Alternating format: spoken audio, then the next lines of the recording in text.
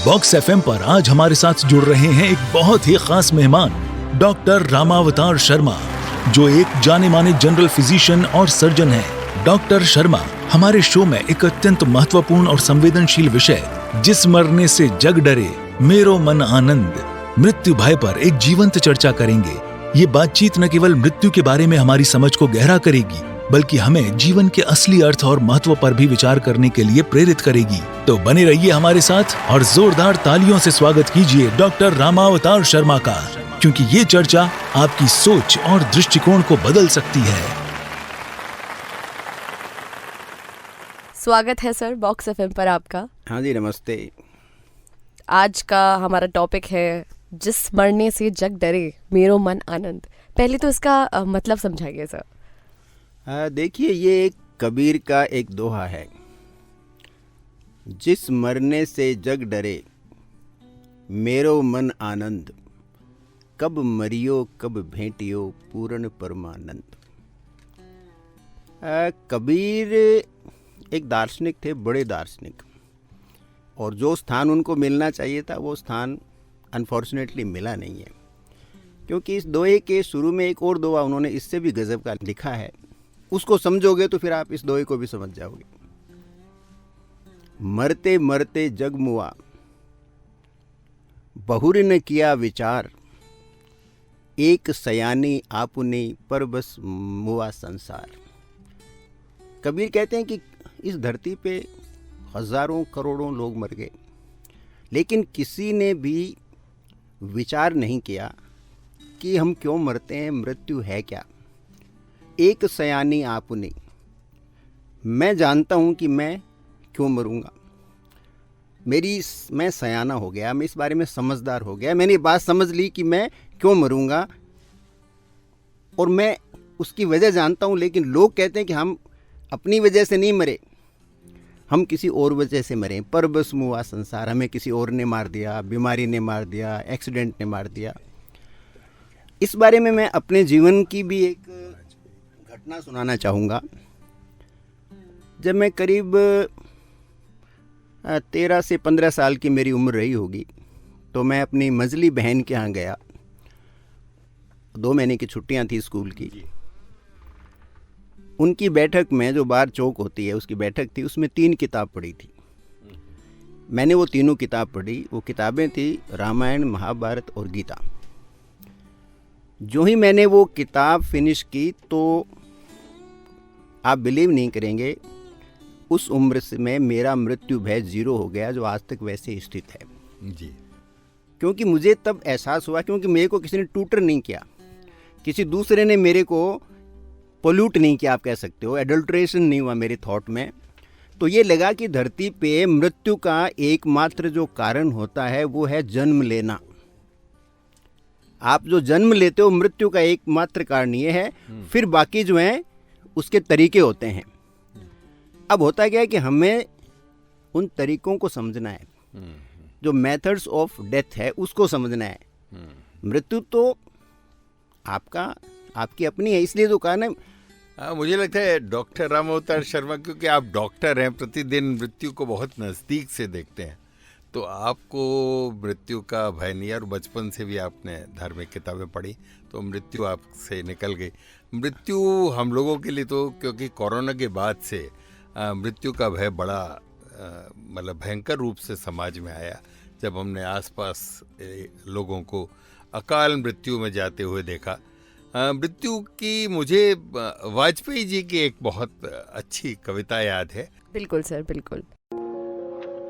मौत से ठन गई, जूझने का मेरा कोई इरादा न था, जूझने का मेरा कोई इरादा न था, मोड़ पर मिलेंगे इसका वादा न था। रास्ता रोककर खड़ी हो गई, ये लगा जिंदगी से बड़ी हो गई। मौत जिंदगी से बड़ी कैसे हो सकती है? रास्ता रोककर खड़ी हो गई। जूझने का मेरा कोई इरादा न था, मोड़ पर मिलेंगे इसका वादा न था। रास्ता रोककर वह खड़ी हो गई, यूं लगा जिंदगी से बड़ी हो गई। मौत की उम्र क्या 2 पल भी नहीं, जिंदगी सिलसिला आज कल की नहीं। मैं जी भर जिया, मैं मन से मरूं। देखिए कवि का मन, मैं जी भर जिया मैं मन से मरूं, लौट कर आऊंगा तुझसे क्यों डरूं। तू दबे पांव चोरी छिपे से ना, सामने वार कर फिर मुझे आजमा। मौत से बेखबर जिंदगी का सफर, शाम हर सुरमई रात बंसी का स्वर।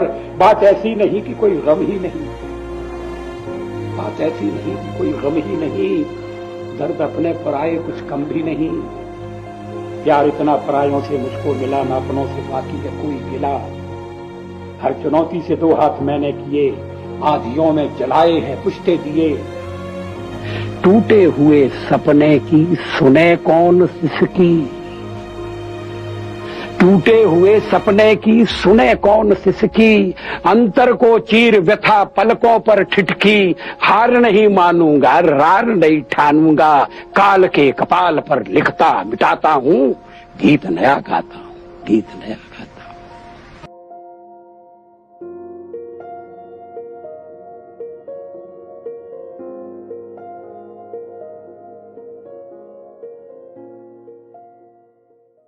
गीत नया गाता हूँ। देखिए गोकुल जी, अपने एक तरह से देखें तो हम कहते हैं साहब वो हमने मृत्यु देखी, हम मृत्यु नहीं देखते हैं।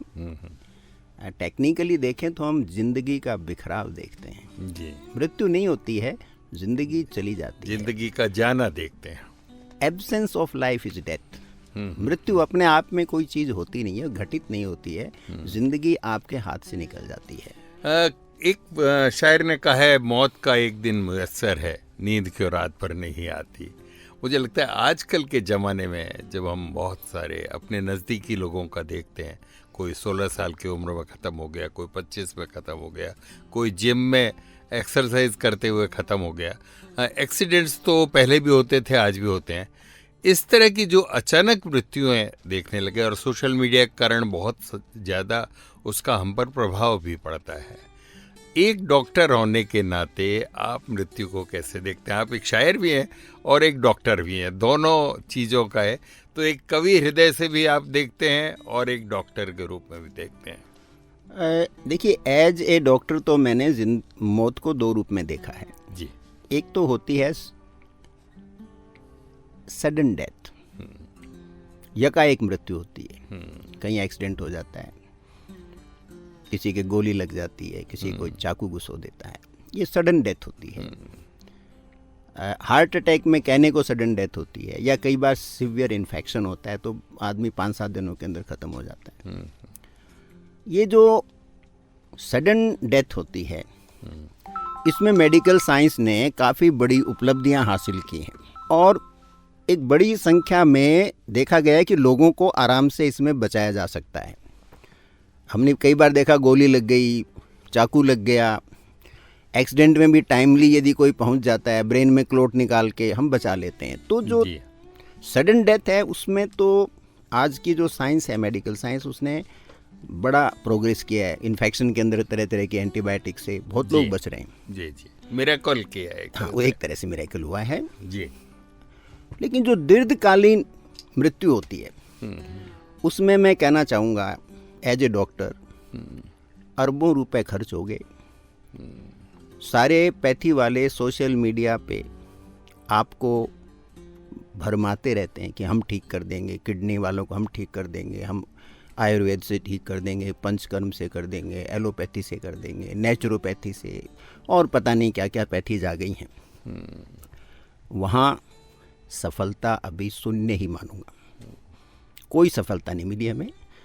ज़िंदगी के कोई 4-6 महीने वो भी तकलीफ भरे, हाँ, हम बढ़ा सकते हैं। जी जी। जैसे कैंसर है, पार्किंसोनिज्म है, अल्जाइमर है, और कॉम्प्लिकेटेड डायबिटीज़ है। कॉम्प्लिकेशन से पहले तक तो ठीक है, उसके बाद में कुछ नहीं हो सकता। और उसके पीछे एक बहुत बड़ा कारण है, ये बीमारियां आज थोड़ी होती हैं। एक आदमी के यदि 60 साल की उम्र में हार्ट अटैक हुआ है और हम कहते हैं अचानक हार्ट अटैक हो गया, सडन डेथ हो गई, ये बिल्कुल गलत विचार है। और ये विचार ही हमारी तकलीफ का कारण है, और उस विचार को उखाड़ने के लिए मैंने आज की वार्ता रखी है। जी जी। किसी के 60 साल की उम्र में हार्ट अटैक हुआ तो वो उसके हो सकता है 10 या 12 साल की उम्र में वो बीमारी उसके शरीर में पैदा हुई, ग्रो हो रही है। और वो धीरे धीरे उम्र के साथ बढ़ती जा रही है। और हर चीज़ का एक पीक आता है। एवरेस्ट का भी पीक आता है, फिर आप स्लाइड होते हो, नीचे गिरते हो, नीचे आते हो। तो बीमारी के पीक पे आओगे तो बीमारी का पीक जो है वो मृत्यु होती है। जी। कैंसर होता है, वो डिटेक्ट बहुत लेट होता है, लेकिन उससे कोई 10, 20, 25 साल पहले ही वो शरीर में पैदा होना शुरू होता है। जी, पैदा ऐसा ही अल्जाइमर है, ऐसे सब बीमारियां हैं। तो आपको हिट कहाँ करना चाहिए? आप हिट कर रहे हो जब वो अपने शिखर पर है, और हमें उस पर हिट करना चाहिए जहां उसका ओरिजिन है। इसलिए हमारी टॉक को ज़्यादातर बड़े लोग सुनेंगे। ये तो सुननी चाहिए जो 8 साल का, 10 साल का, 12 साल का बच्चा है। स्कूलों के अंदर ये चीज़ पढ़ाई जानी चाहिए। आज का आप डॉक्टर्स लोगों से उम्मीद करते हो कि वो साहब आपको ठीक कर देंगे, जरा थोड़ा सा दिमाग लगाइए आप। डॉक्टर को ट्रेन किया जाता है बीमार लोगों को ठीक करने के लिए। कहीं पर भी मेडिकल साइंस में ये नहीं पढ़ाया जाता कि लोगों को बीमार नहीं होने देना है। जी जी, प्रिवेंटिव नहीं। तो आपका सारा अप्रोच ही फॉल्टी है। आप जो आदमी आपकी बीमारी से जिसको फायदा होगा और उसकी ट्रेनिंग ही बीमार को ठीक करने के लिए। जैसे कार का मैकेनिक है, वो नई कार थोड़ी बना सकता है। जी जी, वो रिपेयर कर सकता है। तो डॉक्टर तो रिपेयर कर सकता है आपकी डैमेज्ड बॉडी को। आपकी बॉडी को आपको सही रखना है। और वो अर्ली स्टेज में जो खतरनाक बीमारियां हैं, जैसे कैंसर है, हार्ट अटैक तो क्लाइमेक्स है। तो एथेरोस्क्लेरोसिस तो आपकी 12, 15, 20, 22 साल की उम्र से शुरू होती है। आप वहाँ रोकिए। वहाँ न तो कोई रोकना चाहता, न कोई बुजुर्ग हैं वो सोचना चाहते कि मेरे बच्चे के बारे में ऐसा नहीं सोचूंगा। नहीं सोचोगे तो फिर उसके परिणाम सामने आएंगे। वो 10 साल में आ सकते हैं तो यंग डेथ होती है, लेटर आ जाती तो लेटर एज में होते हैं। तो प्रिवेंशन तो वहाँ शुरू होना चाहिए। बिल्कुल सर। इसी के साथ एक कॉलर हमारे साथ जुड़ गए हैं, देखते हैं उनका क्या सवाल है। हेलो डॉक्टर साहब, नमस्ते। हाँ, नमस्ते जी। बहुत बहुत अच्छा लग रहा है आपको सुनना। इस समय यूके में बैठा हुआ हूँ बजाय स्टूडियो के, तो बहुत अच्छा लग रहा है आपकी बातें। एक तो ब्रॉडकास्ट क्वालिटी इतनी अच्छी आ रही है कि लग ही नहीं रहा कि इट्स कमिंग फ्रॉम इंडिया। एक सवाल जो एक धर्म संकट होता है, जैसे आपने बहुत अच्छा विषय आज उठाया है, जिसमें ये कि कई बार पेशेंट को डाल दिया जाता है और कह दिया जाता है कि अब वेंटिलेटर में है, जितने दिन रहेंगे जी सकते हैं। अब जो परिवार वाले होते हैं उनके साथ इतना धर्म संकट हो जाता है कि वो उनको क्या डिसीजन दें। वेंटिलेटर में उन्हें पता है ये वेंटिलेटर वाली सांसें हैं, सो बस वो बिल भी चल रहा है अस्पताल का रोज का 20,000 50,000 का, और वो निर्णय नहीं ले पाते कि वेंटिलेटर हटाएं या ना हटाएं, क्या करें। अगर हटा देंगे तो दोष आएगा सामाजिक रूप से कि यार इन्होंने वेंटिलेटर हटवा दिया। ये इसका क्या आप जवाब दें? देखिए मुकुल जी, इसका मैं जवाब देता हूँ। रहीमन 3 प्रकार से, हित अनहित पहचान, पर बस परे परोस बस परे मामला जान। अपना हित या अनहित आप 3 तरह से पहचान सकते हो। यदि आप अपने निर्णय के लिए दूसरों पर निर्भर रहते हो, यदि आपका निर्णय ऐसी वस्तु या व्यक्ति पर निर्भर करता है जो बहुत दूर हो आपसे, और ऐसी या कोई पड़ोसी के बस में आपका सुख चैन हो, तो आपका भला नहीं हो सकता। तो एक्चुअल में हम मरने से इसलिए डरते हैं कि चाहे वेंटिलेटर पे हो चाहे कहीं हो, हमें पता है मृत्यु निश्चित है, तो उसको हम स्वीकार क्यों नहीं करते? हम इसलिए स्वीकार नहीं करते कि हमने ज़िंदगी जी ही नहीं, हमने सांस लिया है। हम जानते नहीं ज़िंदगी जीना है क्या। ज़िंदगी में आनंद हमने लिया नहीं, ज़िंदगी में दर्शन हमारे पास है नहीं, ज़िंदगी में साहित्य हमारे पास है नहीं। हम उन्मुक्तता के साथ 2 दिन जिए नहीं, 1 दिन अपने लिए नहीं जीते पूरी ज़िंदगी में। मैं आपको गारंटी देता हूँ, आप देखिए 100 लोगों से पूछ लीजिए, 24 आवर्स सिर्फ अपने मर्जी से किसी ने जिया हो तो न आप जी सकते हो, सिचुएशन ऐसी हैं, और न आपको जीने दिया जा रहा है। इसलिए हम मरने से डरते हैं। हम सोचते हैं आए क्यों जी। तो इसलिए वो वेंटिलेटर पर ये तो क्या एक्सप्लॉयटेशन होगा। वो इसका एक है कि इलाज क्या होता है। इलाज का बड़ा सिंपल फॉर्मूला है, थोड़ा काम है सौंठ का। यहाँ सौंठ रिप्रेजेंट करती है खाना पीना प्लस हर्ब्स। थोड़ा करे अफीम। अफीम रिप्रेजेंट करती है सिम्टोमेटिक, मैंने पहले भी शायद बताया ये। थोड़ा काम है सौंठ का, थोड़ा करे अफीम, डर की कीमत मानस भुगते थैली भरे हकीम। वाह सर। तो ये तो होता रहेगा। ये तो जब आप क्या है कि आप मरने से क्यों डरते हो? पहले जिंदगी जी के देखो तो सही। जी जिस दिन जियोगे तो आपको पता है क्या, मृत्यु तो हमारे साथ लेके जन्मे हम। आपकी पहली सांस पे आदमी चिल्लाता ही तो इसलिए है कि अब मैं मरूंगा। वो चिल्लाता इसलिए है जो आपकी जो बर्थ की पहली सांस के साथ आपको, क्योंकि उस समय दुनिया के बारे में आप कुछ भी नहीं जानते, सिर्फ एक ही चीज़ जानते हो कि अब मैं आया हूँ, अब मेरी मृत्यु अटल है। इसलिए पहली बार कोई बच्चा जन्म के आज तक हंसा नहीं है इस धरती पे, चिल्लाया ये है। अब समझ आया लॉजिक कि जब बच्चे पैदा होते हैं तो रोते क्यों है, आज समझ आया। हाँ, जो ही उसके लंग्स में ऑक्सीजन जाती है उसको रियलाइज होता है कि अब एक दिन मैं मरूंगा। बिल्कुल। और वो बताता है कि देखो हम मरने से डरते हैं, हम कहते हैं साहब स्वर्ग में वो हूरे हैं, वहाँ परियां हैं, वहाँ पर अप्सराएं हैं, वहाँ देव पुरुष हैं, तो भैया जाओ ना वहाँ पे। मुझे कोई नहीं जाना चाहता। मरने के लिए लोग फुसला रहे हैं, फुसला रहे हैं, लेकिन जाना कोई नहीं चाहता। जाना कोई नहीं चाहता, सब यहीं रहना चाहते हैं। इसलिए जिंदगी को जीना जरूरी है। और जिंदगी को जीने के लिए जैसे मैंने बताया ना, आपको एक सिंपल सा मैं डायबिटीज का उदाहरण दे रहा हूँ। 6.5 जी HbAc है, उसका मतलब करीब 140 के आसपास आपकी ब्लड शुगर रह रही है। आप डायबिटिक हो। 6.4 यानी 137 पे आप प्री डायबिटिक हो। आपको कोई दवा नहीं चाहिए, थोड़ा जीवन खान पीन और लाइफस्टाइल को बदलना है। यानी 0.1%, यानी 3 पॉइंट, 140 से 137। आपने 3 कदम पीछे उठाते ही आप डायबिटिक नहीं हो, 3 कदम आगे बढ़े आप डायबिटिक हो। 3 पॉइंट कम करो ना। लेकिन आपको वो 3 पॉइंट कम करने के लिए कोई इंस्पायर नहीं करता। सब चाहते हैं कि आप 3 पॉइंट और आगे बढ़ो और खूब दवाइयाँ और आप हेल्थ केयर इंडस्ट्री के रॉ मटेरियल में कन्वर्ट होते रहो, रिसाइकिल होता रहे। ये ज्ञान कोई नहीं बताएगा, ये बात कोई नहीं बताएगा, क्योंकि ये बात बताने से फिर बहुत कुछ प्रॉब्लम आती है। $1 का नुकसान हो जाता है। मुझे लगता है कि किसी और ने भी, मुझे एक डॉक्टर ने ही कहा था कि जो आपका 70 और 110 डायबिटिक का जो एक वो ग्राफ है, मतलब तो वो कहते हैं कि वो वेस्ट के लिए है, गुजरात मॉडल में 140 तक टॉलरेबल है। नहीं देखिए गोकुल जी, इसमें एक चीज़ और याद रखो। मैंने कहा ना, हम दूसरों को चाहे ब्लेम करो चाहे दूसरों पे डिपेंडेंट हो, हमारा भला होने वाला नहीं है। दूसरा तो आपको एक्सप्लॉइट करेगा ही ना। आप अपनी ज़िंदगी के लिए क्या कर रहे हो? आप अनाप शनाप के रील्स देख रहे हो, आप अनाप शनाप के धार्मिक और पॉलिटिशियंस और पता नहीं क्या क्या कचरा अपने दिमाग में भर रहे हो। आपने जीवन की लॉन्गेविटी, जीवन की अपनी उम्र को बढ़ाने के बारे में कहाँ पढ़ा? कौन सी किताब खरीदी आज तक? कहाँ उस पर अमल किया? यानी हम खुद तो कुछ नहीं करेंगे तो आप परवश रहने दूसरा कोई करेगा, तो दूसरा करेगा तो उसकी कीमत चुकानी पड़ेगी। तो आप कीमत चुकाओ। पीढ़ी के लोग अक्सर मैंने देखा 90 साल, 92 साल, 95 साल। अब हमारी पीढ़ी के लोग तो ये उम्र हासिल कर लें, ये एक सपना है। नहीं, अभी भी बहुत कर रहे हैं लोग। हाँ, ऐसा नहीं कर रहे हैं। हमें उनके बारे में हम कम जानते हैं, क्योंकि हमारा सोशल कनेक्टिविटी अब लिमिटेड हो गया। हम आपस में मिलते नहीं हैं। अभी मैं बहुत लोगों को जानता हूं जो 90 साल में 95 के अंदर और फिजिकली फिट भी हैं, खूब काम कर रहे हैं। हाँ, काम और वैसे देखें तो एवरेज लोग ज़्यादा जी रहे हैं, क्यों? अब 70-80 साल का आदमी बिल्कुल काम करता है, धड़ल्ले से काम करता है। जी।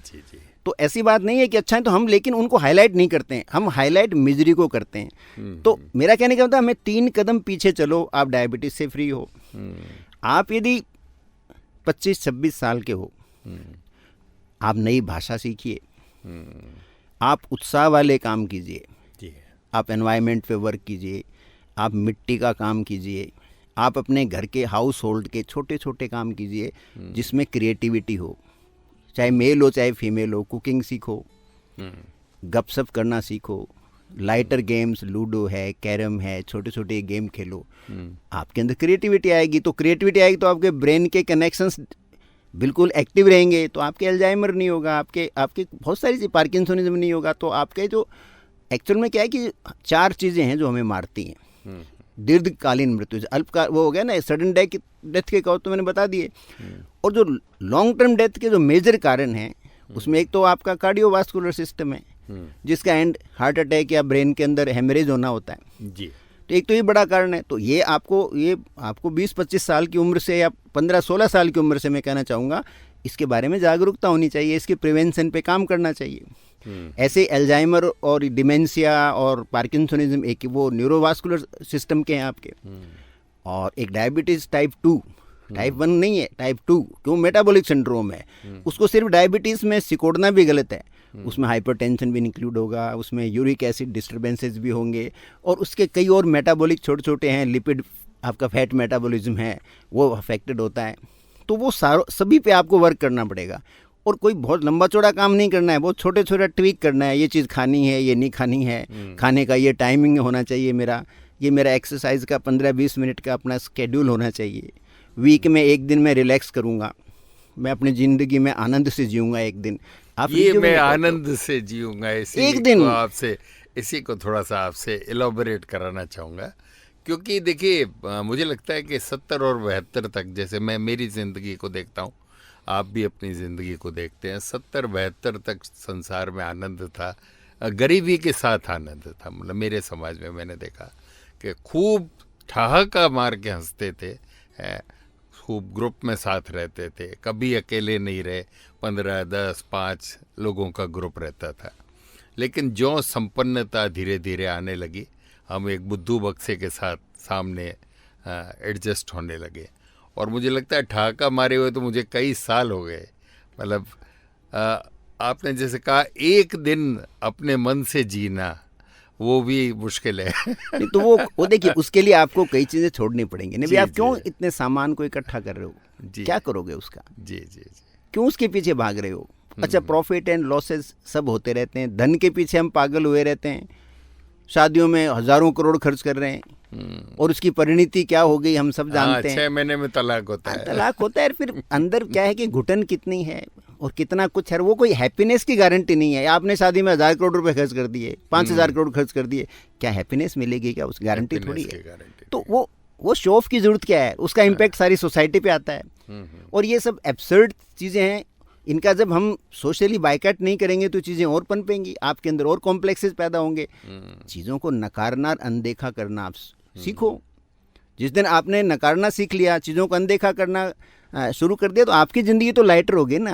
आपका टारगेट यही होना चाहिए, वहीं रहिए जहाँ सृजन हो रहा हो, संगीत का सृजन हो रहा हो, चित्रकला का सृजन हो रहा हो, कुछ भी नहीं तो बाग में चले जाइए। मैं कई बार अपने हर टॉक में कहता हूँ, आप प्रकृति के पास जाइए, वहाँ घटने वाली घटनाओं को देखिए, वहाँ जीवन रोजाना विकसित होता है, रोज विकसित होता है, रोज क्षरण तो जब विकसित जीवन के पास में रहोगे तभी तो आपके अंदर जीवन विकसित होगा।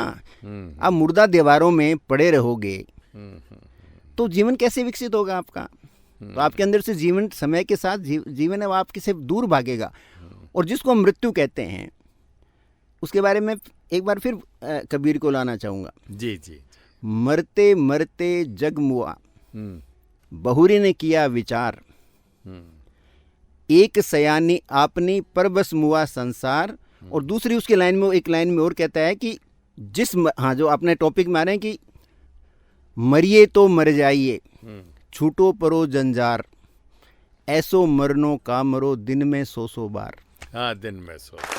अब 24 घंटे डेथ का सोचते हो, 24 घंटे आप मृत्यु से भयभीत रहते हो, तो जिस चीज़ से भयभीत रहते हो उसके बारे में आप कुछ भी नहीं जानते, वो कोई विजिबल चीज़ नहीं है, वो आपके अंदर एब्सेंस ऑफ लाइफ है।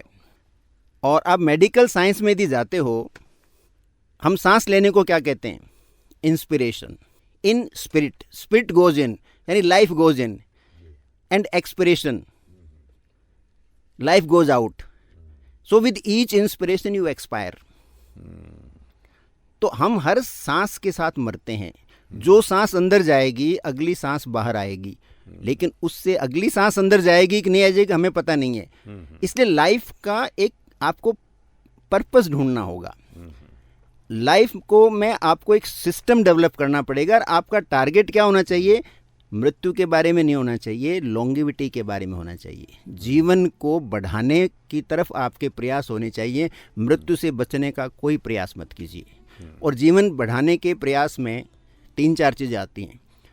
एक तो आपकी मसल टोन बनी रहे, इसलिए हाथ के, पाँव की, गर्दन की, कमर की, ये जो मसल है इनकी लाइटर एक्सरसाइज करो। यदि आपकी मसल टोन मेंटेन रहती है तो आपकी बॉडी का बैलेंस बना रहता है, आपकी एपेटाइट सही रहती है, आपकी थॉट प्रोसेस सही रहती है, और ये निश्चित रूप से आपकी उम्र को बढ़ाती है जी। और दूसरा जो इम्पोर्टेंट एस्पेक्ट है, जैसे मैंने बताया, वो न्यूट्रिशन। न्यूट्रिशन में सबसे इम्पोर्टेंट है कि लाइफ के किसी भी फेज़ में हमारे शरीर में प्रोटीन की कमी नहीं हो जी। क्योंकि प्रोटीन बॉडी को बनाता है, बिल्डिंग ब्लॉक है। तो यदि लाइफ के किसी लंबे पीरियड तक हमारे अंदर प्रोटीन की कमी रह गई तो हमारी उम्र है वो कम होती है। तो एक तो प्रोटीन की कमी नहीं हो, एक आपकी मसल टोन मेंटेन हो। ये 2 वाइटल चीज़ें होती हैं आप जो अपनी तरफ से कर सकते हो। तीसरी है स्लीप। आप एक बच्चा, छोटा बच्चा है, उसको कम से कम 12 घंटे सोने दो। और छोटे बच्चे में बायोलॉजिकल एपिटाइट डेवलप होने दो। आजकल होता क्या है, बच्चा 1 या 2 बच्चे होते हैं, माँ बाप सारे दिन तस्तरी लेके उसके पीछे पड़े रहते हैं, बेटा खा, बेटा खा, और आप धीरे धीरे उसकी बायोलॉजिकल एपिटाइट को टोटली डिस्ट्रॉय कर देते हो और मेंटल एपिटाइट शुरू हो जाती है, और इम्यून सिस्टम भी वीक होता है। वो तो हो गई। बच्चा, आज तक ऐसी कोई घटना इस पृथ्वी पर नहीं घटी कि घर में खाना पड़ा हो और कोई बच्चा भूख से मर गया हो। बच्चा 2 दिन नहीं खाएगा, मत खाने दो। 3 दिन नहीं खाएगा, मत खाने दो, कुछ नहीं बिगड़ेगा। अरे होगा भी नहीं, 3 दिन नहीं खाएगा, वो आपको 2-3 घंटे बाद में चिल्लाएगा, रोटी मांगेगा, खाना मांगेगा। बच्चे को कभी भी खाने का मत पूछो, वो खेल रहा है उसको खेलने दो। अरे भाई 12 बजे के बजाय 3 बजे खा लेगा, लेकिन उसमें बायोलॉजिकल एपेटाइट तो डेवलप होने दो। तो मेरी समझ में जो माता पिता अपने बच्चे को खाने के बारे में बार बार पूछते हैं, वो पेरेंट बनने के लायक ही नहीं है। ये बड़ा कड़ा स्टेटमेंट है मेरा, लेकिन मेरा अनुभव है कि हमने बच्चों से उनकी भूख और उनका स्वाद दोनों छीन लिया या नष्ट कर दिया। क्या बात बोली इस बार। और उसका परिणाम क्या होता है, वो बच्चे जो ही थोड़े बड़े होंगे या उनको स्वाद के चक्कर में आप उनको जो खाना खिला रहे हो ना, आपने जो फास्ट फूड है, मैगी दे दिया, ये दे दिया, वो दे दिया, वहीं आप भविष्य के कैंसर और हार्ट अटैक की नींव रखना शुरू कर दे। तो बीजारोपण कर रहे हो जी। बच्चे को, तेज बच्चा भूखा होगा, सदा क्वालिटी फूड खाएगा वो, और जिद में खिलाओगे तो वो सदा वही खाना खाएगा जो जल्दी से खाया जा सके, और वो सब हानिकारक होता है। हानिकारक किस रूप में, वो बच्चे के भविष्य में हार्ट अटैक के लिए जिम्मेदार है, वो बच्चे के कैंसर के लिए जिम्मेदार है भविष्य के अंदर, और वो उसके जो डिमेंशिया और एल्जाइमर है और समय से पहले मृत्यु के लिए जिम्मेदार है। तो बीजारोपण तो हम कर रहे हैं, उसको हम जिस तरह से जस्टिफाई करेंगे, मैं किसी भी जस्टिफिकेशन को नहीं मानता। A biological appetite is a biological appetite, as simple as that. बहुत अच्छी वार्ता चल रही है डॉक्टर राम अवतार जी के साथ। इसी बातचीत को कंटिन्यू करेंगे एक छोटे से ब्रेक के बाद। तब तक के लिए प्यारा सा गाना एंजॉय कीजिए। वापस आते हैं बॉक्स एफएम के स्पेशल शो हेल्थ बॉक्स पर।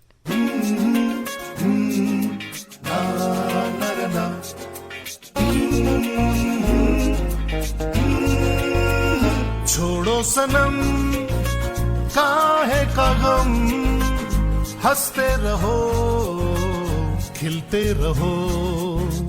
छोड़ो सनम काहे का गम, हंसते रहो खिलते रहो। मिट जाएगा सारा गिला, हमसे गले मिलते रहो। छोड़ो सनम काहे का गम, हंसते रहो खिलते रहो।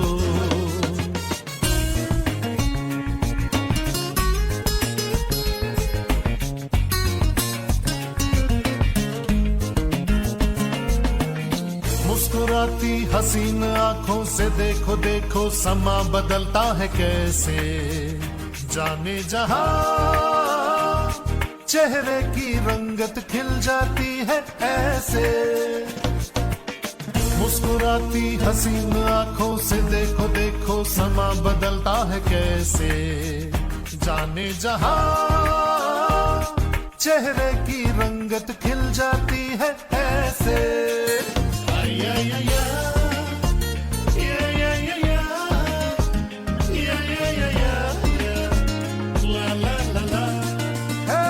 छोड़ो सनम काहे का गम, हंसते रहो खिलते रहो, छोड़ो सनम काहे का गम, हंसते रहो खिलते रहो, मिट जाएगा सारा गिला हमसे गले मिलते रहो, छोड़ो सनम काहे का गम, हंसते रहो खिलते रहो।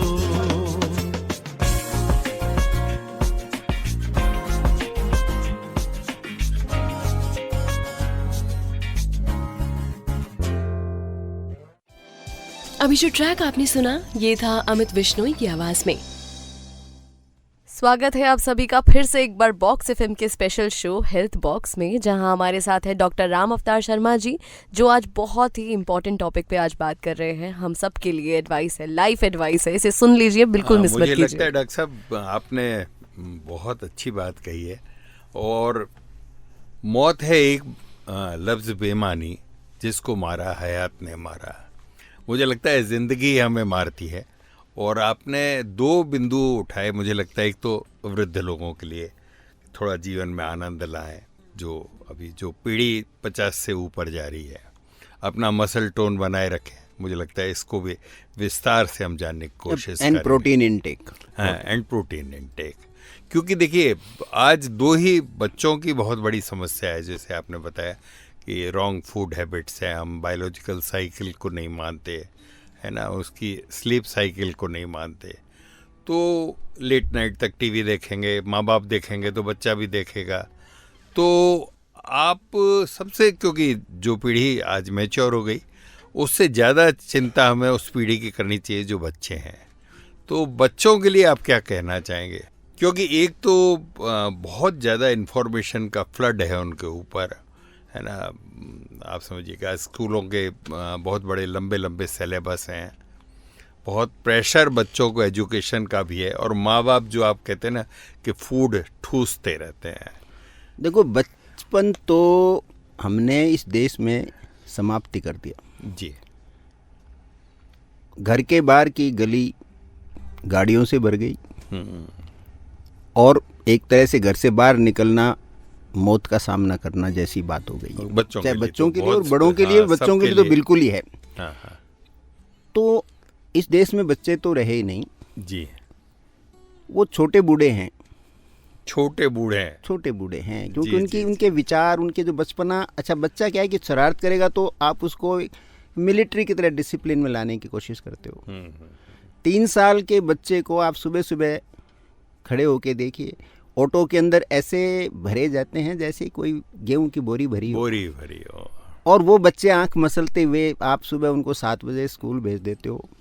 ये सबसे बड़ा मतलब एक क्रिमिनल एक्ट मानूंगा सोसाइटी का, और भारत सरकार का, और भारत के समाज का। ये एक आपराधिक कार्य है, क्योंकि बच्चा छोटा होता है, उसको कम से कम 12 से 13 घंटे सोना चाहिए, और स्लीप का जो ब्रेन का फॉर्मेशन मैक्सिमम होता है सुबह 3 बजे से लेके 7 बजे तक जी। तो 7 बजे से पहले तो बच्चे को उठाना नहीं चाहिए, छोटे बच्चे को, जब तक वो 7-8 साल का या कम से कम 5 साल का नहीं हो। आप छोटी छोटी स्कूलें खुल गई गलियों में, मोहल्लों में, आप उनको बच्चों को भेज रहे हो प्ले स्कूल में। ये बड़ा व्यापार हो गया, और माँ बाप कोशिश करते हैं कि बच्चा निकल जाए। उनकी जो भी मजबूरियां हैं वो मैं उनको बारे में नहीं जाना चाहूँगा इस टॉक में, लेकिन उससे क्या है कि वो बच्चों का ब्रेन फुल्ली डेवलप होता नहीं है, और उसका परिणाम क्या होता है? फिर उनको आप रिजल्ट देखते हो, क्लास में तुम फर्स्ट आए सेकंड आए, ये सवाल पूछना ही अपराध है। और आप अपने बच्चे को क्या दे रहे हो? आप बच्चे के अंदर भविष्य की आत्महत्या, डिप्रेशन, कार्डियक डिजीज़, एल्जाइमर वगैरह, जो भी मैं बार बार नाम लेता हूँ, आप सब की उसके अंदर बीजारोपण कर रहे हो और वो विश्व वृक्ष एक दिन तो फैलेगा और उसका परिणाम हम देख रहे हैं। रोजाना बच्चे फांसी पे लटक रहे हैं। जो बच्चा साइंस लायक नहीं है उसको आप IIT में भेजना चाहते हो। मेरे एक फ्रेंड हैं, इन्हीं ये नीट वगैरह जो भी बच्चों के एग्ज़ाम होते हैं तरह तरह के साइंस के, उसको पढ़ाते हैं, वो अच्छी कोचिंग है, मैं कॉलेज में है वो। तो उन्होंने मुझे कहा कि जो मेरे पास बच्चे आते हैं उसमें 3% बच्चे तो ऐसे होते हैं कि वो तो कहीं निकल जाएंगे, उनको कोचिंग की ज़रूरत नहीं है। वो इसलिए आते हैं शायद कि वो उनको लगता है कहीं पीछे नहीं रह जाएं। 2% ऐसे होते हैं जो हमारी वजह से सेलेक्ट होते हैं। 95% बच्चे हैं वो सिर्फ माँ बाप की इच्छाएं हैं, नहीं, माँ बाप की इच्छाएं, वो बच्चे ही नहीं हैं, वो बच्चे नहीं हैं, वो माँ बाप की इच्छाएं घूम रही हैं और वो सक्सेस नहीं होंगे और वो कहीं भी सक्सेस नहीं होंगे क्योंकि वो उनको कचरा कर दिया।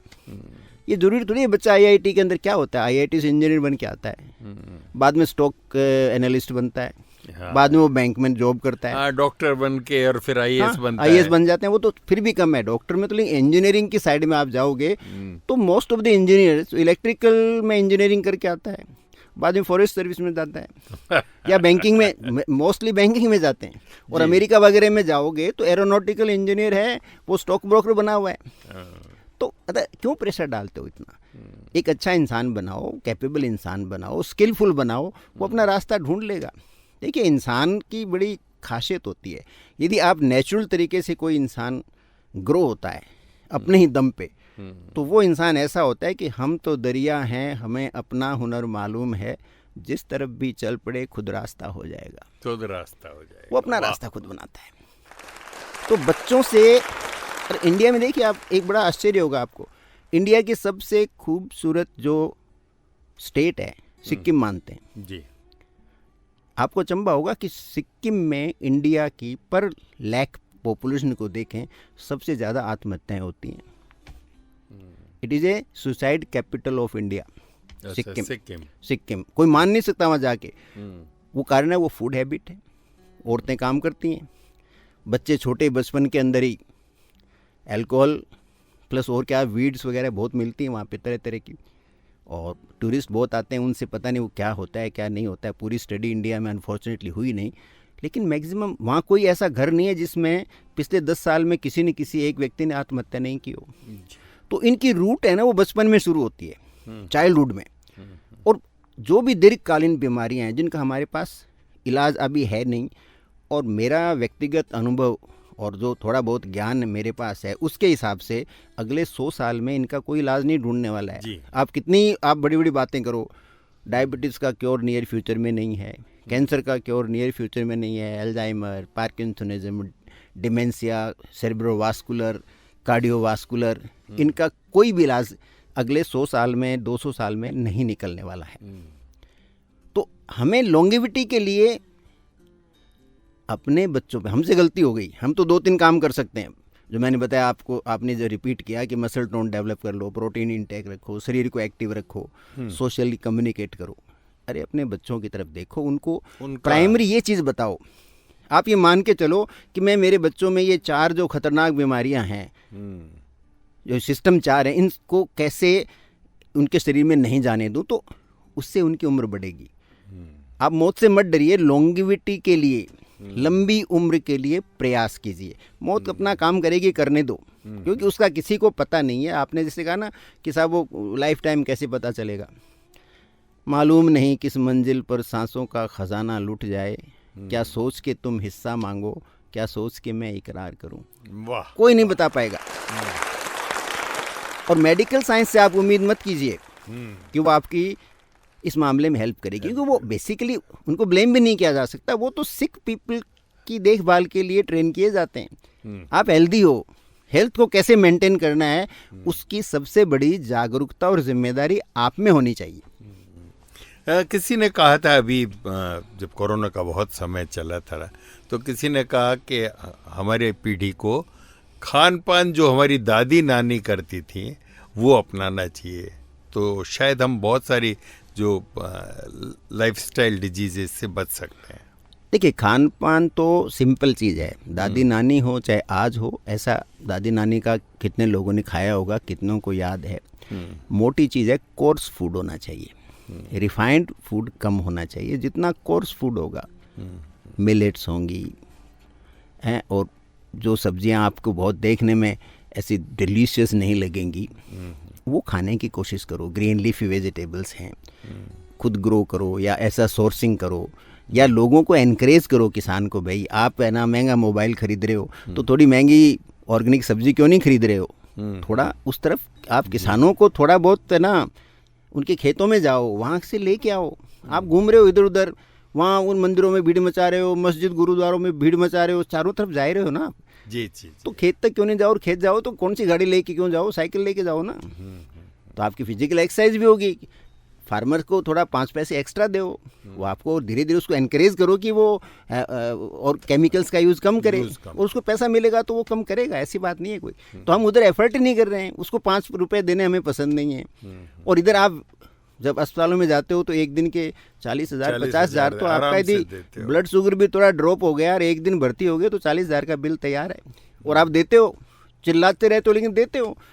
तो यहाँ दे रहे हो तो 5 रुपये नहीं, क्यों नहीं देते वहाँ पे? तो हमारा एटीट्यूड बदलना पड़ेगा। बिल्कुल सर, इसी से जुड़ा हुआ एक सवाल चैट बॉक्स में हमारे पास आया है, जो आप बच्चों की हेल्थ पे बात कर रहे हैं। फीमेल हेल्थ भी आजकल काफ़ी चर्चा का विषय है, क्योंकि आजकल बिजी लाइफस्टाइल के चलते विमेन, जो वर्किंग विमेन्स है, वो अपनी लाइफस्टाइल पे ध्यान नहीं दे पाती हैं। नायरा है जो पूछ रही है चैट बॉक्स में कि पीरियड से पहले अक्सर मूड स्विंग्स होते हैं, है ना, क्रैम्प्स होते हैं, पीरियड क्रैम्प्स होते हैं। ये क्रैम्प्स जो हो रहे हैं, ये नॉर्मल है ऐसा होना? और ये जो मूड स्विंग्स हो रहे हैं, ये इससे आसपास वाले बहुत गलत समझते हैं कि ये चिड़चिड़ी है या ये इरिटेटिंग है, लेकिन हमें पता चल रहा होता है कि हमारे शरीर में क्या हो रहा है। तो ये मूड स्विंग्स और ये पीरियड क्रैम्प्स की जो थ्योरी है, इस पे थोड़ा देखिए, इसमें तो बड़ा सिंपल सा है। अगेन वही कोई हार्मोनल इतने मेजर चेंज नहीं होते, जो होते हैं वो तो हमें पता ही है, ठीक है ना। ईस्ट्रोजन प्रोजेस्टेरोन का जो कॉम्बिनेशन है वो, इसका रियल रीजन जो मूड स्विंग का है वो अगेन मैं फिर कहूँगा कि डाइटरी डेफिशिएंसीज होती हैं, खास करके विटामिन डी, B12, ठीक है ना, इन सब की, और प्रोटीन्स की, इनकी यदि कमी होगी तो आपका टेम्परामेंट है वो डिस्टर्ब होगा। तो इंस्टेड कि हम उसके लिए फ़ौरन गोलियाँ खाते हैं, गोलियाँ खाने की बजाय आप अपनी डाइट को एनालाइज कीजिए। आपके खाने में जो कुकिंग का तरीका है उसको आप देखिए, क्योंकि दुनिया की सबसे जो बेहतरीन दवा है ना, वो भोजन है। वाह, उससे बढ़िया कोई दवा धरती पे बनी नहीं है। अनफॉर्चुनेटली उसकी वैल्यू नहीं है, क्योंकि वो हमारे सामने है। और दूसरा, हम फूड के बारे में बहुत सीरियसली कभी सोचते भी नहीं हैं जी।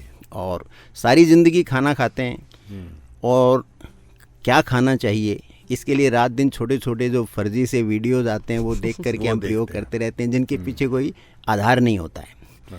तो क्यों आप एक अच्छी जो ऑथेंटिकेटेड बुक है वो क्यों नहीं खरीदते हो? इतनी चीज़ें घरों में खरीदते हो, एक अच्छी किताब क्यों नहीं खरीदते हो जिसमें फूड के बारे में बहुत डिटेल और साइंटिफिक डिस्कशन हुआ? तो आपको अपनी, मैं बार बार कहूँगा, उम्र बढ़ाने का प्रयास कीजिए। उम्र बढ़ना संभव है, और उम्र में सिर्फ वर्ष बढ़ना इम्पोर्टेंट नहीं है, क्वालिटी लाइफ बढ़नी चाहिए। आप 80 साल के हों, आप 70 साल के हों, तो आपके अंदर जो जज्बा है ना वो 25 साल वाला होना चाहिए। 25 साल का जज्बा, यदि क्योंकि 25 साल तक ही हमारी बॉडी ग्रो करती है। तो जब तक जिए तो वो 25 साल वाले जज्बे के साथ जिए, तब तो उस उम्र का कोई महत्व है। और आप समाज के लिए उपयोगी जीवन जिए, आप अपने आसपास के लोगों के लिए उपयोगी जीवन जिए। यदि आपने ऐसे नहीं जिया तो सांस लेने को तो जीना नहीं कहते यार। अब सांस लेने। डॉक्टर साहब, अभी वेस्ट में एक बहुत फैशन, अब तो इंडिया में भी आ गया क्योंकि हम संपन्न हो गए, एज रिवर्सिंग का कहते हैं वो, कि हमने 20 साल एज रिवर्स कर ली। आप डॉक्टर के रूप में क्या कहेंगे इसको? देखिए, एज कोई रिवर्स नहीं होती जी। एज तो प्रोग्रेस ही होगी। ऑर्गन्स की हेल्थ को आप बेटर कर सकते हो। अब इसमें कई लोगों के, एक मेरे दोस्त ने भी एक वीडियो भेजा था जिसमें वो कहता, साहब मैं 150-200 गोली रोज़ाना खाता हूँ, हर अलग अलग डॉक्टर्स की दवा लेता हूँ और वो मेरे को कभी मरने नहीं देंगे। तो भाई यदि ऐसा होता तो सारे डॉक्टर अब तक 200 साल के हो रहे होते। आप पूरे अपने शहर में जहाँ भी आप रहते हैं वहाँ नज़र घुमा के देखिए, 100 साल के कोई डॉक्टर आपको पिछले 40-50 साल में भी नज़र आएगा? नहीं मिलेंगे। तो जो अपनी उम्र नहीं बढ़ा सकते उनसे आप अपनी उम्र बढ़ाने की अपेक्षाएं करते हो। ये तो ये मजाक हो गया। दूसरा मैंने कहा डॉक्टर सिक लोगों को ठीक करने के लिए होते हैं जी, उम्र बढ़ाने के लिए नहीं होते हैं। वो आपको हेल्दी रखने के लिए नहीं है। आप सिक रहोगे तो वो आपकी हेल्प करेंगे, वो एक अलग चीज़ हो गया। It's entirely different thing. Longevity के लिए तो आपको खुद को ही प्रयास करने पड़ेंगे, आपको अपना नॉलेज बढ़ाना पड़ेगा। एज रिवर्सल नहीं होती है। आप अपने एक्सरसाइज अकेली है, अलग अलग ऑर्गन्स की एक्सरसाइज होती है। एक्सरसाइज अकेला ही प्लस गुड फूड, जैसे मैंने बताया, बैलेंस्ड डाइट, ये दो चीज़ ऐसी होती हैं जो आपकी एजिंग को रोकती हैं। उम्र नहीं बढ़ाती, एजिंग को रोकती हैं। एजिंग कहते हैं कि जैसे आप 70 साल के हुए लेकिन आप फिजिकली आप 50 साल जितने सशक्त हो, लगते भी और सशक्त हो। वो काम आपकी एक्सरसाइज और आपकी डाइट और आपकी जो मेंटल एक्टिविटी हैं, अच्छा टाइम पे सोना उठना, थॉट प्रोसेस को क्लियर रखना, डिटैचमेंट जो कहते हैं ना कि डिटैचमेंट, वो बड़ा इम्पोर्टेंट है। आपको उम्र ज़्यादा जीनी है तो धीरे धीरे निर्विकार होती जाइए चीज़ों से। मेरे पास एक रियल इंसिडेंस है। एक लड़का करीब 35 से 40 के बीच की एज थी, तो वो मेरा फेसबुक फ्रेंड था जी। तो बड़ी नफरत भरी पोस्ट डालता था। तो मैंने उसको एक बार मैसेज डाला कि यार तुम नफरत की पोस्ट मत डालो, तुम अपनी जाति, अपने धर्म, उनके विकास की कोई बात डालो, उनके भले की बात डालो, उनके डेवलपमेंट की बात डालो, लेकिन इतना नफरत तुम्हारे अंदर है वो नुकसान देगी। तो उस आदमी ने मेरे को अनफ्रेंड कर दिया और उसने कहा कि आप तो बिल्कुल अर्बन नक्सलाइट हो। Urban naxalite? हाँ, मेरे को उसने कहा अर्बन नक्सलाइट और बिगड़े हुए हिंदू हो।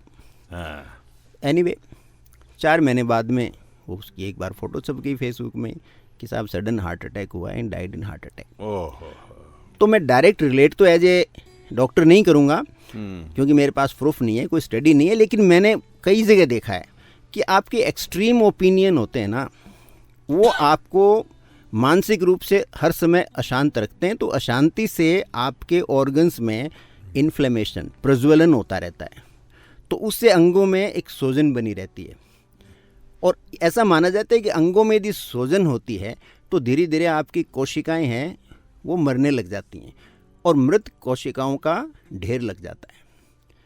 और यहाँ एक में बड़ी डेथ की बात जैसे चल रही है, तो उसमें एक बड़ी ज़ोरदार बात बताना चाहता हूँ कि हम मृत्यु, हमारे शरीर में घट रही मृत्यु से हम बड़ा प्यार करते हैं। दुनिया में, कॉस्मेटिक्स की दुनिया में 2 चीज़ों पे सबसे ज़्यादा खर्चा होता है, महिलाओं में नाखून और पुरुषों में और महिलाओं दोनों में बाल, हेयर, आपका खास करके सर के बाल। अब ये दोनों ही हमारे शरीर में घट रही मृत्यु हैं। हमारे शरीर में जो कोशिकाएं मरती हैं तो उनके जो बड़े पोर्शन होते हैं, प्रोटीन और इस तरह के कोलेजन वगैरह, वो जो बाहर निकलते हैं वो आपके नाखून के रूप में बाहर निकलते हैं और आपके बालों के रूप में। इसलिए आप नाखून काट दीजिए, दर्द थोड़ी होता है, बाल काटते रहते हैं रोज़ाना, दर्द थोड़ी होता है। वो हमारे शरीर में घट रही मृत्यु का प्रतीक है और मृत्यु का ही एक्सटेंशन है।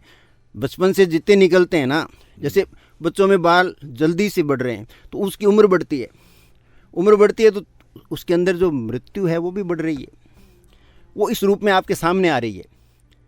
तो ये एक कॉन्ट्राडिक्शन है। इसलिए मृत्यु हमारे साथ ही ग्रो होती है, हमारी ज़िंदगी ग्रो हो रही है, हमारे साथ मृत्यु भी ग्रो हो रही है।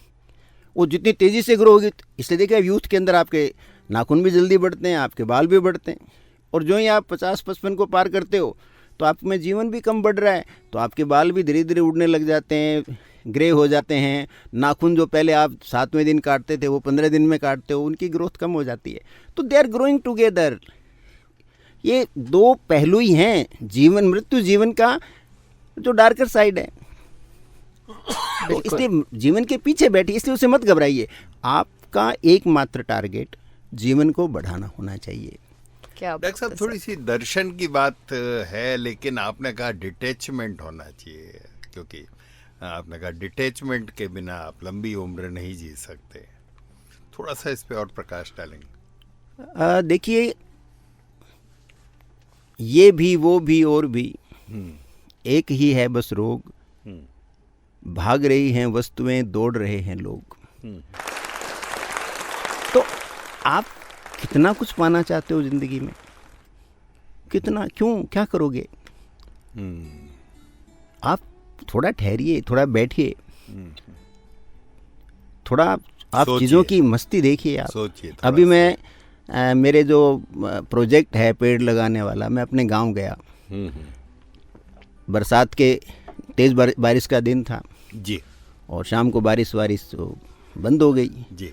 मैं वहाँ खुले में सोता हूँ, तो खुले मैदान में ऐसे मैंने मेरी चारपाई लगाई। 7:30 पे सारे गांव में बिल्कुल एब्सोल्यूट साइलेंस था, सब लोग घरों में चले गए। सब लोगों ने, क्योंकि वहाँ पे वो रात को कीड़े आते हैं, उड़ने वाली कीड़े बहुत आते हैं, तो लोगों ने, सब ने अपनी लाइटें बंद कर दी। और साहब 7:30-8 बजे पिन ड्रॉप साइलेंस और पिच डार्क नाइट, और आप खुले में सो रहे हो, धीरे धीरे ठंडी हवा चल रही है। अरे ज़िंदगी में ये मिल जाए तो ये किसको नसीब है? आपके अरबपति लोगों को नसीब थोड़ी है, जो गांव में उन लोगों को रोजाना नसीब है। और सुबह आप बिलीव नहीं करोगे, यहाँ 7 बजे उठते हैं, 6 बजे उठते हैं, तो थोड़े थके हुए होते हैं। आई गोट अप एट 3:30, एकदम फ्रेश। 8 बजे आप सो गए, 3:30 पे उठे, ऐसे लगा कि अभी ये डांस करें। तो मेरा मतलब कि आप उस जीवन को जी के देखिए ना, वहाँ नहीं जाओगे आप वो जीवन। अरे एक महीने में एक बार तो जाओ, रिवाइटलाइज हो गया आप सुकून से एक दिन जीना सीखो। कहीं चले जाओ आप दूर, और ऐसी जगह जाओ जहाँ पे आप मॉडर्न सिविलाइजेशन से दूर, और ऐसी जगह बहुत हैं। और जाओ उन लोगों को दो ना कुछ, उनके घर पे रहो या उनके आसपास कोई वहाँ रहो, तो आप सोसाइटी को भी हेल्प करोगे और आप अपने जीवन को भी बढ़ाओगे। टिप्स की लाइन लगा दी, कतार लगा दी, इसी के साथ सवालों की कतार लग गई है चैट बॉक्स में। अन्विता सिंह जी हैं जो लिख रही है कि उनके पिताजी हैं 70 की उम्र के आसपास हैं, और हर रोज़ लोगों से अलग होते जाते हैं, मतलब दोस्त खो रहे हैं, उनको एक डर सता रहा है कि बस अब मेरी मृत्यु बहुत करीब है, और उनकी बच्चे उनकी इस हेल्पलेसनेस को लेके और ज़्यादा वरिड है। उनके लिए क्या आप एडवाइस देना चाहेंगे? पहली एडवाइस तो ये है कि ये आप मेरी टॉक उनको सुना दीजिए, ठीक है ना। और दूसरा, उनको कहिए ज़िंदगी से प्यार कीजिए। देखिए, ज़िंदगी, एक दूसरा मर जाए तो दूसरा थोड़ी मरता है। Death is not contagious. मतलब डेथ को तो आपको मतलब वेलकम करना चाहिए, और क्योंकि वो आपका एक हिस्सा है, वो आपकी बॉडी का एक पार्ट है, तो उनसे आप कहिए कि वो सोशली एक्टिव हों, दोस्त नए बनाओ, युवा दोस्त बनाओ। किसने कहा है कि आप 70 साल क्या होता है? क्या होता है? I am also 70। डॉक्टर साहब से प्रेरणा लें। हाँ, तो आप मेरे से मिलाइए उनको, मेरे से बात करवाइए, किस दिन मेरे यहाँ लेके आइए, ठीक है ना, बात करेंगे उनसे आप।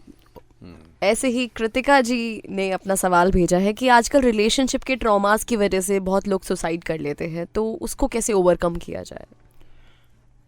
देखिए, रिलेशनशिप आजकल हो गया है नियंत्रण, और हम उसको नाम देते हैं उस नियंत्रण को प्रेम का। प्रेम तो होता है सर्वतंत्र स्वतंत्र होना। अपना है तो लौट के आएगा, फिर वहीं लौट के आना होगा, यार ने ऐसी रिहाई दी है, वो लौट के आएगा। अदरवाइज आप फ्री रखो ना, आप बांध नहीं सकते। तो इसलिए वो रिलेशनशिप में स्ट्रेस लेने की तो हमारा ईगो ही जिम्मेदार है। हम अपने अपने लेवल पे अहंकार हैं, झुकना कोई नहीं चाहता। जबकि रिलेशन तो एक समाज में ज़िंदगी जीने का एक रिफाइंड सा तरीका है। इसके बियॉन्ड रिलेशन की कोई कीमत होती नहीं है। चाहे उसको बड़ाई बहुत की गई है, उसके बारे में बहुत कुछ लिखा गया है, और देखो ज़्यादातर जो लिखा जाता है ना, वो सत्य नहीं होता है, होता नहीं। साइकोलॉजिकल का एक बड़ा, साइकोलॉजी के अंदर एक बड़ा कंसेप्ट है, disregard majority opinion because most of the times it is not right. बहुमत की राय को अनदेखा कीजिए, क्योंकि ज़्यादातर मामलों में ये सत्य नहीं होता है। तो लीक से हटके चलिए। लीक गाड़ी चले, लीक ही चले कपूत, लीक छोड़ तीनों चले, सायर सिंह सपूत। सायर सिंह। तो ज्ञानी, बहादुर और सपूत वो परंपराओं से हट के चलते हैं। तो रिलेशनशिप में भी परंपराओं से हटिए और मित्र बनाइए। मैं बार बार कहता हूँ, पति पत्नी ये तो तब तक ही सही है जब तक आपको अपनी वंश को बढ़ाना है। जो ही वो कार्य पूर्ण हो, मित्र बनिए। मित्र नहीं बने तो इट्स ए फेल्ड मैरिज। ये फेल्ड मैरिज का एक बहुत बड़ा और मुझे लगता फैक्टर है प्रेम के बारे में भी सबसे ज्यादा सोसाइटी में इल्यूजन है, क्योंकि हम प्रेम अचानक राधा कृष्ण का प्रेम और मीरा कृष्ण का प्रेम मान लेते हैं, जबकि वस्तु स्थिति में ऐसा कोई इमोशन घटित होता प्रेम नहीं। देखिए टेम्परेरी चीज है, स्नेह है परमानेंट। जी। आप स्नेह रखिए। हाँ, स्नेह स्नेह रखिए। प्रेम तो एक सर्ज ऑफ इमोशंस है, बहुत टेम्परेरी चीज है, एक बार होता है, सडन सर्ज होता है साइंटिफिकली। स्नेह है वो जीवन पर्यंत है। प्रेम भी एक ऐसा विषय जिसपे और बात की जा कभी सकती है करेंगे, किसी शो में। कभी बिल्कुल। महेश कट्टा जी हैं जो चैट बॉक्स में लिख रहे हैं कि आजकल मृत्यु के बाद भी अंगदान करके जीने का चल रहा है आजकल। ये कहाँ तक सफल है ये चीज़? अंगदान करके भी आप मृत्यु के बाद भी जी सकते हैं? नहीं, आप नहीं जी सकते। आप किसी दूसरे के जीवन को थोड़ा बहुत बढ़ा सकते हैं। अब उसमें अंगदान पे डिपेंड है। आप आंख देते हैं किसी की तो उसकी तो काफ़ी, जब तक वो जिएगा आंख काम आएगी। अब हार्ट ट्रांसप्लांट होता है, वो ज़्यादातर क्या है कि सर्जिकल विक्ट्री है, क्योंकि वो आदमी कितने दिन जीता है और किन परिस्थितियों में जीता है। क्योंकि हार्ट का डोनेशन है, आपका किडनी का है, डोनर है, वो हर समय तो देखो उनकी लाइफ खतरे में रहती है और कितना खर्चा लगता है। जो दवाइयाँ ज़िंदगी भर चलती हैं और लाइफ में बहुत रेस्ट्रिक्टेड हैं, बहुत रेस्ट्रिक्शंस हैं। लेकिन फिर भी जो दान करते हैं तो कुछ लोगों की ज़िंदगी में काफ़ी साल मिल जाते हैं। ये अच्छा डेवलपमेंट है, लेकिन हर एक में हो ज़रूरी नहीं है। तो ये बड़ा कंट्रोवर्शियल सा सब्जेक्ट है। अभी साइंस को डेवलप होने में और समय लगेगा थोड़ा। इसीलिए ये आगे पूछ रहे हैं कि मृत्यु के बाद जीने का तरीका क्या होना चाहिए? मृत्यु के बाद में जीने का तरीका बड़ा इंटरेस्टिंग क्वेश्चन है। तो इस बारे में तो मैं यही कहूँगा कि पहले ये जो ज़िंदगी हाथ में है ना, उसको जी ले। महेश जी नाम है इनका, कट्टा जी महेश कट्टा। हाँ, महेश कट्टा जी, अपने पहले तो ये ज़िंदगी तो जिए, एक दिन तो जी के देखिए पूरी। अगर लबालब ज़िंदगी को आप एक दिन जी के देखिए, आपको लगेगा कि अब तो मैं पता नहीं कितना जी गया। और ये सत्य है। आपने ज़िंदगी महीने में एक बार आप ज़िंदगी को जिए, बाकी आप सांस लेते रहिए, कोई बात नहीं। एक दिन spare 1 day for yourself. Nature के पास जाइए, अनजान लोगों के पास जाइए। जैसे मैंने बताया था, गांव में जाकर के खुले के अंदर सो के देखिए, आसमान में जाके तारे गिनिए और बिल्कुल रिलैक्स होके कहीं महीने में एक दिन जी के देखो। आपको आपका जवाब वहीं मिलेगा। तो ये शब्दों की क्षमता नहीं है कि इस गहन सवाल का जवाब दिया जा सके। बिल्कुल सर, क्योंकि हमारी समय सीमा समाप्त होने वाली है, तो इसलिए हम चैट बॉक्स का एक आखिरी सवाल ले लेंगे श्रेया जी का। Doctor, one of my friends is going through suicidal tendencies. We are trying to help him but he doesn't open up. We are scared for him. Thank you for this show. I have recorded this show for him. तो professional help ली जाए, जो क्योंकि शब्द ही ऐसे आदमी को उसमें से बाहर निकाल सकते हैं. अच्छा काउंसलर है, उससे उनकी जो है ना काउंसलिंग करवाइए और वो रूट कॉज पे जाए. और ये संभव है कि वो वापस उसको ज़िंदगी में लेके आएँ, क्योंकि वो कॉज जब तक वो व्यक्ति को खुद निर्णय करना पड़ता है, ज़िंदगी से खुद को प्यार करना पड़ता है. सलाह देने से हम कहते हैं ना तुम ज़िंदगी से प्यार करो, ऐसे नहीं होता है. प्यार अंदर से फूटता है ज़िंदगी को लेकर के. तो वो भावना तो एक अच्छा काउंसलर जगा सकता है. ये संभव है, तो उसी से बाहर आएंगे. क्या बात है सर, बहुत बहुत शुक्रिया हमारे साथ जुड़ने का. ऐसे ही अगले शनिवार हम वेट करेंगे आपके लिए. बोलिए सर. हाँ, तो मैं आखिर में बस इतना ही कहना चाहता हूँ कि अयादत कहते हैं हाल चाल पूछने को, उर्दू में बीमार का हाल चाल पूछने को. अयादत होती रहती है, इबादत होती रहती है, मेरे मरने के बारे में भी आदत होती जाती है. मेरे क्या मरने के बात बारे में भी आदत होती है. वाह. धन्यवाद सर इस शायरी के लिए. और हमसे वादा कीजिए कि अगली बार एक इससे भी बहुत अच्छे टॉपिक के साथ अब हमसे मिलेंगे. Okay, thank you so much sir. सुनते रहिए बॉक्स एफएम पर. Stay tune. Enjoy this beautiful break.